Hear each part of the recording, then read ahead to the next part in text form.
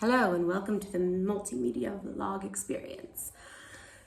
I got a lot of feedback from friends and family on my last very long video, and I will be making the most of that feedback. So I will start by sharing the topics in this video. Language acquisition, that's very exciting. And the second is volunteering. So those are like two parts of my weekly schedule that I'm going to be diving in to explain. So language acquisition. First and foremost, Hebrew. It is really important for me this year to learn, to gain a level of fluency that I have yet to have. I have been fluent for most of my life at this point, but you know, fluency is a spectrum. And I'm like right around here. I'm trying to be like right around here.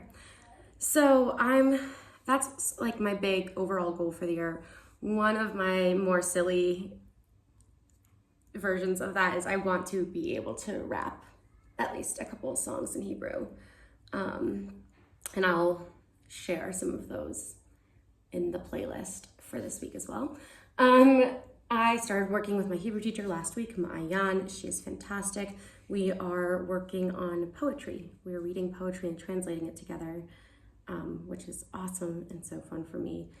And we are also working to get my research questions translated so that I can begin conducting interviews in Hebrew and like prepare myself to do academic work in Hebrew, which I haven't done in 4 years. And even then it was like, I had already been here for a couple months. So I'm excited about that, a little nervous. And then Arabic. So I'm taking an Arabic class through All That's Left, which is like the Anglo lefty activist community based in Jerusalem. And they're offering an Arabic class called Arabic for Activists, and it's through TNOW. I can also link all these things below. TNOW stands for This Is Not an Ulpan, and they're trying to like decolonize Hebrew language learning and also like create an Ulpan type space for Arabic. So that's awesome. That class has been going really well. Everyone knew the alphabet and had taken a class before, so I'm a little behind, not to mention like the dyslexia. I'm a little behind, but I'm really enjoying, like the people are nice and my teacher is fantastic. I had the really awesome experience of sight reading for the first time this past week. And then when I was in the West Bank on Wednesday, I was also, using my Arabic as an activist. And I was able to communicate with the kids who I was hanging out with, even though it was very minimal. But minimal is better than nothing. So, and pantomiming like can get you pretty far, but pantomiming plus like 15 words in Arabic can get you really far. This is what I learned. So that's on the language acquisition front.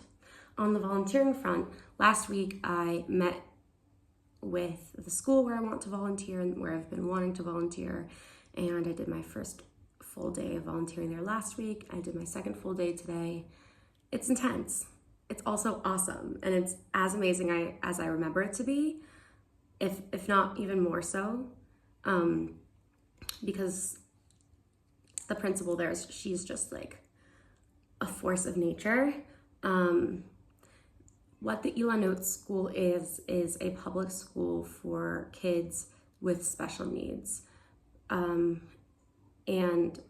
they have like public schools for kids with like behavioral issues and who are like independent, but who also have special needs. And then this is like kind of the higher level of students with special needs.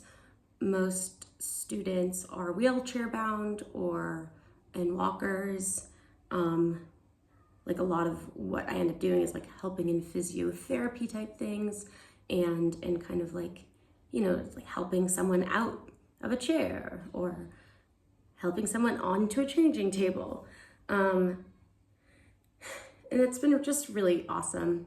Again, the types of people who work in those environments, fantastic. What it brings out inside of me also, like it's the parts of me that I'm proud of. And also the students, like I also got to see my old students, even though they don't remember me, but it's still like really nice and heartwarming.